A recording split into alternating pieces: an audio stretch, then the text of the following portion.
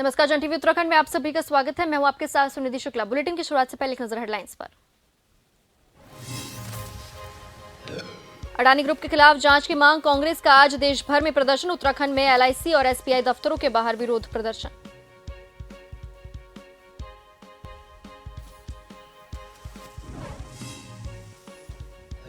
उत्तराखंड विधानसभा का बजट सत्र तैयारी, ग्रीष्मकालीन राजधानी गैरसैंण में होगा सेशन। 27 फरवरी तक लोगों से मांगे गए सुझाव, बेहतर सुझावों को किया जाएगा शामिल।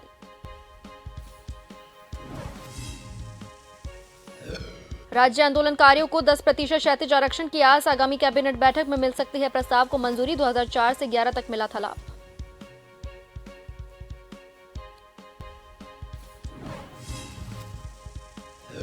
उत्तराखंड में अब बच्चों के बस्तों का बोझ होगा कम, शिक्षा मंत्री धन सिंह रावत ने कहा सभी बोर्डों के साथ जल्द की जाएगी बैठक। सप्ताह में एक दिन होंगे सांस्कृतिक कार्यक्रम।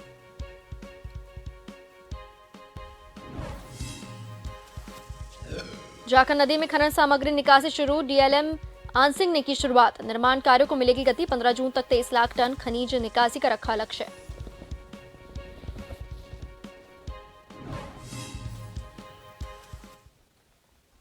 अब खबरें विस्तार से। केंद्रीय बजट 2023-24 पेश होने के बाद पूर्व कैबिनेट मंत्री रविशंकर प्रसाद कल देहरादून भारतीय जनता पार्टी प्रदेश कार्यालय पहुंचे, जहां उन्होंने मीडिया को संबोधित करते हुए कहा कि यह बजट विशेषकर गरीब तबके और आम लोगों से जुड़ा बजट है। इससे देश का सर्वांगीण विकास होगा। उन्होंने कहा कि इस बजट में इनकम टैक्स पर भी राहत दी गई है। इसके साथ ही साथ उन्होंने बजट की कई खूबियों को भी गिनाया।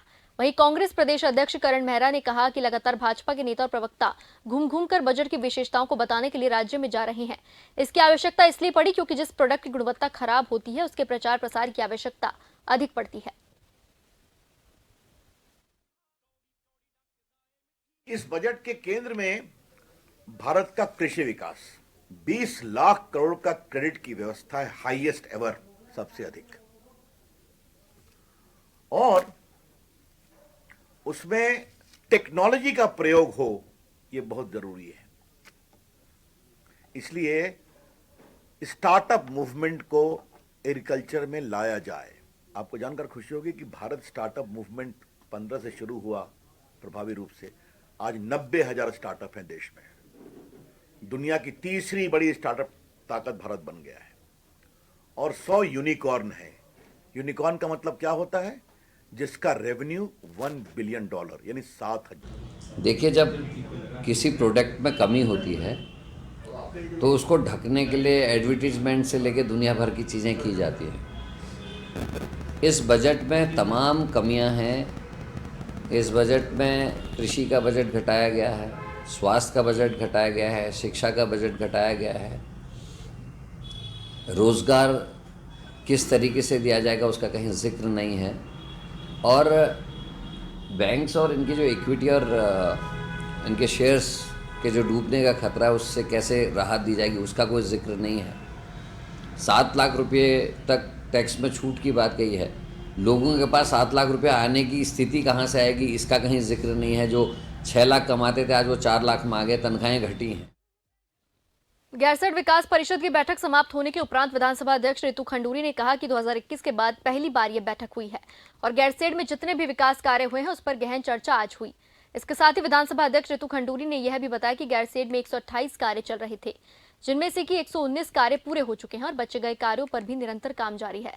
इसके साथ ही यह भी जानकारी दी कि गैरसैंण के आसपास के इलाके को किस तरह से डेवलप किया जाए, इस पर भी विशेष चर्चा हुई और खासतौर पर स्किल डेवलपमेंट के लिए भी संभावनाएं तलाशी जा रही हैं। देखिए, काफ़ी समय के बाद ये बैठक हुई है। कोई ना कोई कारणवश ये बैठक डिले होती चली गई और आज ये बैठक हुई है। इसमें दोनों हमारे द्वाराहाट के विधायक जी और कर्णप्रयाग के विधायक जी और साथ ही साथ हमारे प्रमुख और नगर पालिका के अध्यक्ष पहुँचे थे और अफसरान भी यहाँ पर सारे मौजूद थे। इसमें पहली चीज़ हम लोगों ने ये देखा कि पिछले कुछ वर्षों में जो काम हो रहे थे उनकी क्या स्थिति है, और मुझे खुशी है आपको बताते हुए कि काफ़ी काम 128 काम थे, उनमें से 119 काम लगभग पूरे हो गए हैं और कुछ अभी पूर्ण होने की स्थिति में हैं। अच्छी चीज़ें बन रही हैं, कहीं टिन शेड लग रहे हैं, तो कहीं सीसी और खड़िंजा बन रहा है, जो कि गांव वालों के लिए एक आवश्यकता है ही। इस तरह से कहीं पानी की टंकियां बन रही हैं, तो बहुत सारी चीज़ें जो पिछले कुछ सालों में जिस पर पैसा आया है वो चीज़ें बन रही हैं। धामी सरकार का दूसरा अंतरिम बजट गैरसैंण विधानसभा में होगा। इसकी पुष्टि संसदीय कार्य मंत्री प्रेमचंद अग्रवाल के साथ साथ अब विधानसभा अध्यक्ष रितु खंडूरी ने भी कर दी है। अध्यक्ष रितु खंडूरी ने बताया कि सप्लीमेंट्री बजट के दौरान कार्य संसदीय मंत्री ने सदन के भीतर यह बात स्वीकारी थी कि अगला बजट गैरसैंण में होगा, जिसकी तैयारियां विधानसभा स्तर पर मुकम्मल है। उन्होंने कहा कि विधानसभा सचिवालय द्वारा भी बजट सत्र की तैयारियां पूरी की जा रही हैं। वहीं उन्होंने कहा कि इस बजट सत्र के दौरान प्रभारी सचिव ही कामकाज को देखेंगे, क्योंकि विधानसभा सचिव मिलने में भी अभी समय लग रहा है। मिली जानकारी के मुताबिक राज्य सरकार होली के बाद बजट पेश कर सकती है। देखिए, आप सब जानते हैं कि सत्र गैरसैंण में ही होगा। शहरी विकास मंत्री जी ने ये बात सदन में कही थी कि अगला सत्र हम गैरसैंण में करेंगे, तो निश्चित तौर पर गैरसैंण में ही सत्र होगा। और पूरी तैयारी है हमारे सचिवालय की। हमेशा हम तैयार रहते हैं, मुस्तैद रहते हैं। जैसे ही तारीखें आएंगी हम अपने काम पर चल पड़ेंगे। रुड़की के भगवानपुर पहुंचे पूर्व मुख्यमंत्री त्रिवेंद्र सिंह रावत ने कार्यक्रम में शिरकत की। इस दौरान उन्होंने पेपर लीक मामले में कहा कि पार्टी ऐसे लोगों को तुरंत बाहर का रास्ता दिखा रही है जिनकी इस मामले में संलिप्तता मिल रही है, क्योंकि बीजेपी विश्व की सबसे बड़ी पार्टी बनती जा रही है, इसलिए कई लोग पार्टी में शामिल हो रहे हैं और यदि ऐसे लोग पार्टी में आते हैं तो उनकी छटनी हो रही है। और मंगलौर ग्रामीण के पूर्व मंडल अध्यक्ष संजय धारीवाल की नियुक्ति को लेकर उन्होंने कहा कि प्रदेश में अनुशासन समिति है, वो इस पर विचार करेगी। इसके साथ ही साथ लोकसभा चुनाव को लेकर पूर्व मुख्यमंत्री त्रिवेंद्र सिंह रावत ने कहा कि जो पार्टी का निर्णय होगा उसके अनुसार कार्य किया जाएगा। नहीं, उन लोगों को तुरंत पार्टी से निष्कासित कर दिया गया है। और कोई भी ऐसे लोग अगर पार्टी में आते हैं, क्योंकि पार्टी आज एक मास पार्टी है, तमाम तरह के लोग पार्टी में आ रहे हैं, लेकिन ऐसे छटनी हो रही है उनकी। ऐसे लोगों को नियुक्त करने वालों पर कार्रवाई होनी चाहिए, जिस तरह से बताया जा रहा था। ये पार्टी की अनुशासन समिति उसके बारे में विचार करेगी। उत्तराखंड के विंटर डेस्टिनेशन औली की मेजबानी में होने वाले राष्ट्रीय शीतकालीन खेलों के लिए नई तिथि घोषित हो गई है। इवेंट शेड्यूल 24 फरवरी से 26 फरवरी 2023 तक औली की Nanda Devi international ski slope पर होगी। National alpine ski and snowboard championship आयोजित Uttarakhand ski and snowboard association के महासचिव प्रवीण कुमार की निगरानी में औली में विंटर गेम्स के लेकर तैयारियां शुरू हो चुकी है। 23 फरवरी को सभी राज्यों की team GMVN ski resort Auli में रिपोर्ट देंगे। उत्तराखंड की जो नेशनल टीम है उसके लिए यहाँ पे प्रैक्टिस चल रही है और अभी हम खेलो इंडिया भी जाने वाले हैं यहाँ से, जो 10 से और 14 तारीख को गुलमार्ग में होने वाले हैं। और उसके तुरंत बाद यहाँ नेशनल गेम होने वाले हैं, उसको भी यहाँ पे हमारे जितने भी एथलीट हैं वो प्रिपेयर हो रहे हैं इस चीज़ के लिए। वक्त हम लोग मौजूद हैं विश्व की सबसे खूबसूरत जगह औली में, जिस औली का दीदार करने के लिए यहाँ पर हर दिन पर्यटकों की आवाजाही होती रहती है। बड़ी बात तो यह है कि मेरे पीछे आप देख सकते हैं, ये कृत्रिम बनाने वाला कुंड है, जिसे आर्टिफिशियल कुंड कहा भी जाता है। देख सकते हैं कुंड पूरी तरह से बर्फ से जम चुका है। लेकिन बड़ी बात तो यह है कि जो यहाँ से जो बर्फ बनाने वाले जो गन है, वो गन इस वक्त काफी प्यासे दिखाई दे रहे हैं, जिस कारण औली इस वक्त वीरान सा महसूस हो रहा है। वहीं बात की जाए जो गेम होने वाले हैं, गेम की तैयारियां शुरू होने वाली है, लेकिन औली में बर्फ इस वक्त बहुत कम देखी जा रही है, क्योंकि यहाँ पर जो कृत्रिम बनाने वाले जो मशीनें हैं, वो मशीनें इस वक्त गूंगी बहरी भी बनी हुई देखी जा रही है। कैमरामैन साथी रुपेश चौहान के साथ नवीन सिंह, औली।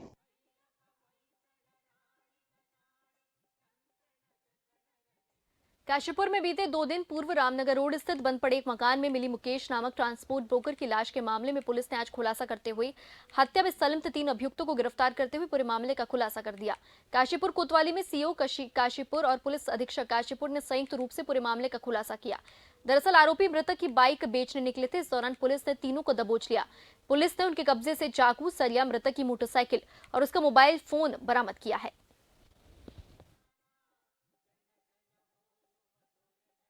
घटना का ये पता चला कि ये सब एक दिन पहले जब आपस में मिले तो मुकेश ने कुछ नोटों की गड्डियाँ दिखाई थी कि मेरे पास इस तरह से बहुत ज़्यादा पैसे इस बार मैं लेके आया हूँ, और चूंकि इनकी पत्नी छोड़ के चली गई थी तो इनका ये था कि मेरे लिए कुछ ऐसी व्यवस्था करो तो इन लड़कों को ये लगा कि इनके पास काफ़ी पैसा है और अगर हम इनको शराब पिला करके ये पीने के आदी थे, मार देते हैं तो हम आपस में इस पैसे को बांट लेंगे।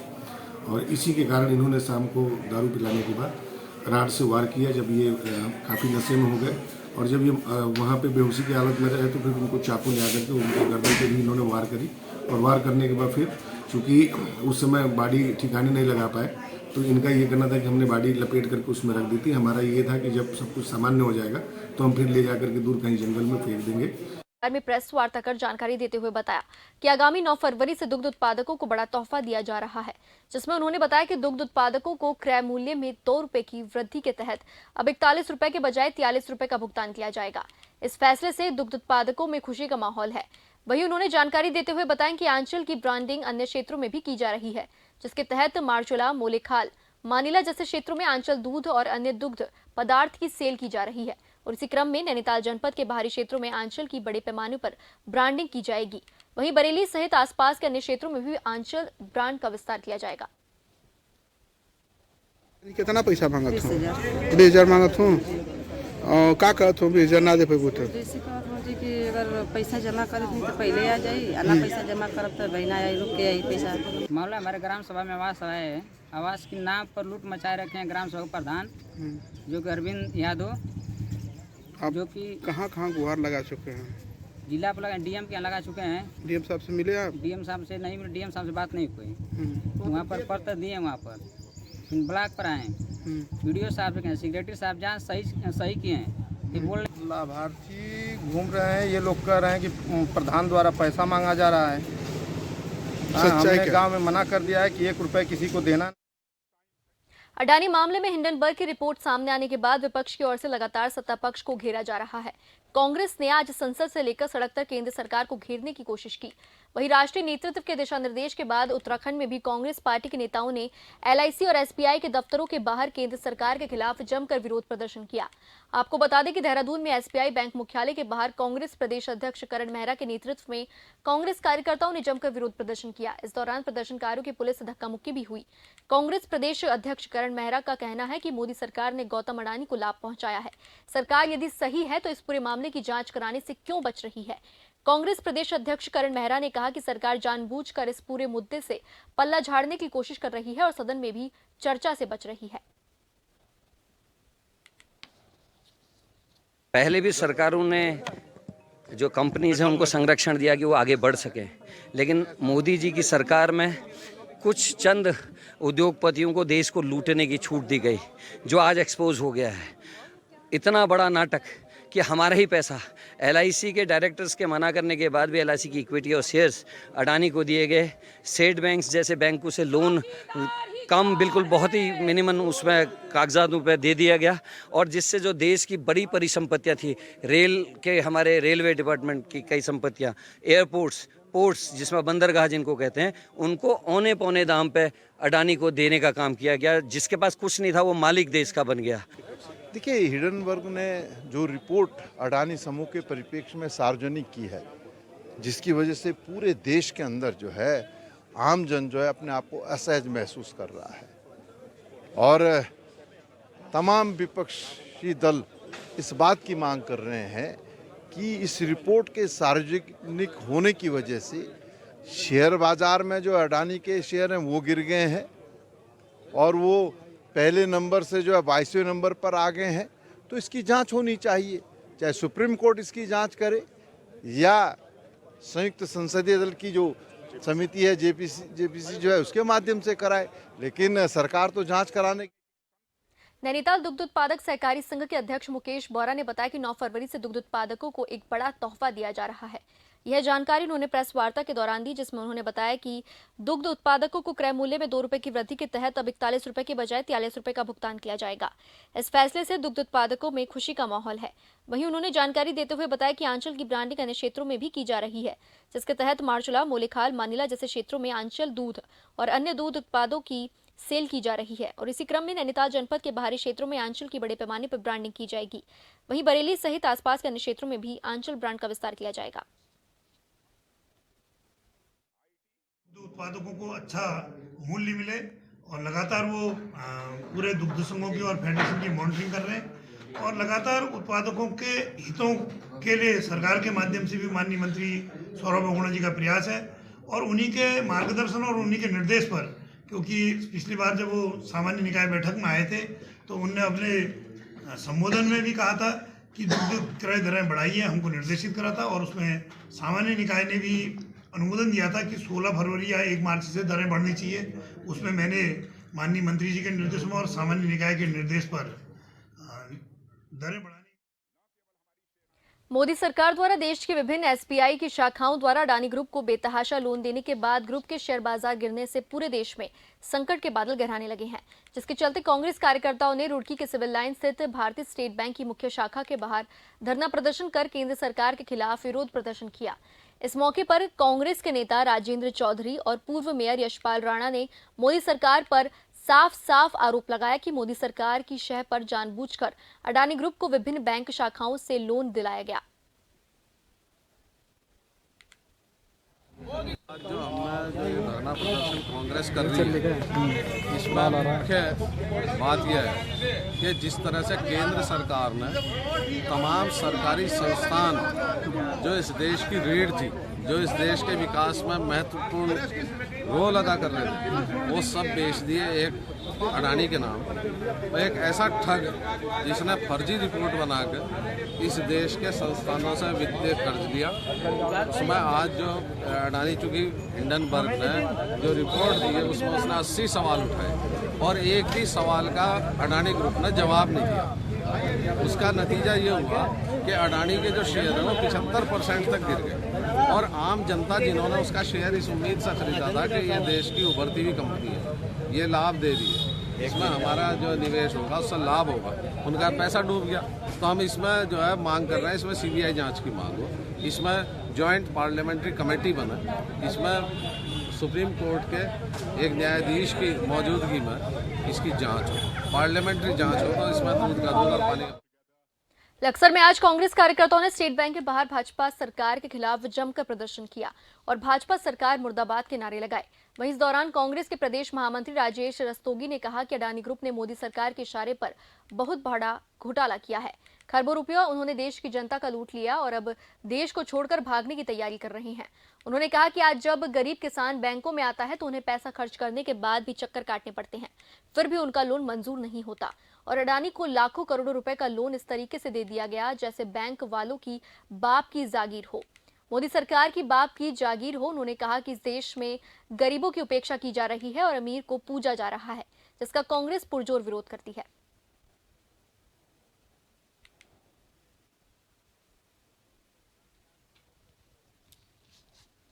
अडानी ग्रुप ने मोदी सरकार के इशारे पर बहुत बड़ा घोटाला किया है, खरबों रुपया देश की जनता का उन्होंने लूट लिया है और अब देश छोड़ के भागने के लिए तैयारी कर रहे हैं। स्टेट बैंक के बाहर, LIC के बाहर आज राहुल जी के आह्वान पर, मल्लिकार्जुन खड़गे जी के निर्देश पर और उत्तराखंड राज्य में कांग्रेस अध्यक्ष करण मेहरा जी की अगुवाई में आज लक्सर में कांग्रेस जिला अध्यक्ष राजीव चौधरी जी की अध्यक्षता में यहाँ स्टेट बैंक पर धरना प्रदर्शन आयोजित किया गया है। ये विरोध है। लगभग 12 दिन पहले एक अमेरिकन एजेंसी हिंडनबर्ग द्वारा एक रिपोर्ट जारी की गई कि अडानी ग्रुप जो है वो खातों में हेराफेरी करके, फाइनेंशियली अपने सिस्टम में हेराफेरी करके देश को चूना लगा रहा है और जो है अवैध तरीके से धन अर्जित कर रहा है। और उसके बाद जिस तरीके से माहौल एक शेयर मार्केट में हुआ और लगभग 9 लाख करोड़ रुपए का नुकसान एकदम शेयर मार्केट को 2 दिन के अंदर हुआ, तो हम लोगों ने सवाल उठाया, हमारे राष्ट्रीय अध्यक्ष मल्लिकार्जुन खड़गे साहब ने और राहुल गांधी जी ने सवाल उठाया कि इसकी जांच होनी चाहिए। और हम लोगों ने, हमारी पार्टी ने विपक्ष के नाते संसद में आवाज़ उठाई कि JPC से इसकी जांच होनी चाहिए। लेकिन नरेंद्र मोदी जी का पता नहीं उस उद्योगपति समूह ग्रुप से क्या लगा हुआ है कि उसके खिलाफ कोई जांच ही कराना नहीं चाहते हैं। उत्तरकाशी में सड़क दुर्घटनाओं पर प्रभावी अंकुश और आमजन में सड़क सुरक्षा नियमों की महत्व हेतु पुलिस अधीक्षक ने सभी प्रभारियों, यातायात पुलिस को रूटीन वाहन चेकिंग और सड़क सुरक्षा जनजागरूकता के निर्देश दिए गए हैं। SP उत्तरकाशी के निर्देशन में उत्तरकाशी में यातायात और थाना पुलिस द्वारा यातायात जनजागरूकता कार्यक्रम के साथ रूटीन चेकिंग लगातार जारी है। इस दौरान पुलिस ने चेकिंग के दौरान 30 वाहनों के चालान किए।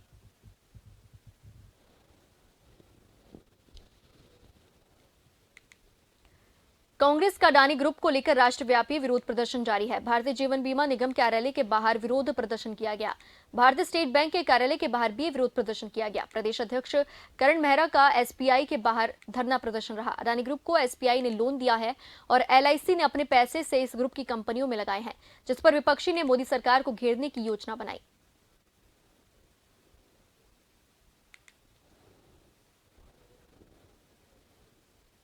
ग्रीष्मकालीन राजधानी गैरसैंण में अब बजट सत्र होगा। सरकार 27 फरवरी तक बजट तैयार करने के लिए सुझाव मांग रही है।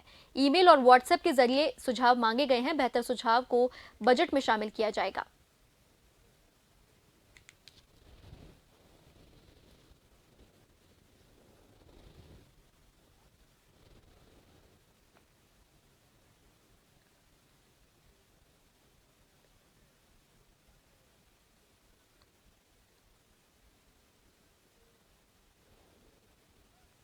उत्तराखंड के वित्त एवं संसदीय मंत्री प्रेमचंद अग्रवाल ने कहा कि बजट सत्र ग्रीष्मकालीन राजधानी गैरसैंण में होगा। बजट तैयार करने के लिए 27 फरवरी तक लोगों से सुझाव मांगे गए हैं। राज्य के विकास से जुड़े बेहतर सुझावों को बजट में शामिल किया जाएगा। भाजपा प्रदेश कार्यालय में वित्त मंत्री प्रेमचंद अग्रवाल ने बताया कि राज्य को भाजपा की डबल इंजन की सरकार का लाभ मिल रहा है। केंद्रीय बजट में उत्तराखंड का भी ध्यान रखा गया है। बजट में किए गए प्रावधानों से उत्तराखंड को विशेष लाभ मिलेगा। केंद्रीय करों में राज्य का अंश 25% बढ़ गया है।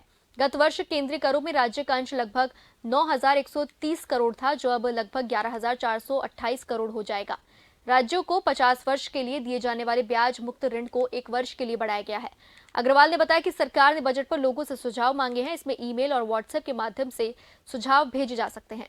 इसके अलावा बजट को लेकर कारोबारियों, उद्यमियों, वरिष्ठ नागरिकों के साथ संवाद कर सुझाव लिए जाएंगे। कि अपने अंत में मैं यही कहूंगा कि एक भारत का पड़ोसी पाकिस्तान है जो रोज आईएमएफ के लोन के लिए कटोरा लेकर खड़ा है, और दूसरी तरफ भारत है। आईएमएफ भारत की आर्थिक व्यवस्था और भारत के ग्रोथ रेट को दुनिया के एक मील का पत्थर मान रही है। तो ये होता है जब हम इकोनॉमी, भारत पाकिस्तान की तुलना नहीं होनी चाहिए। मैंने सिर्फ आपको एक संदर्भ में, आईएमएफ के संदर्भ में उसकी चर्चा की।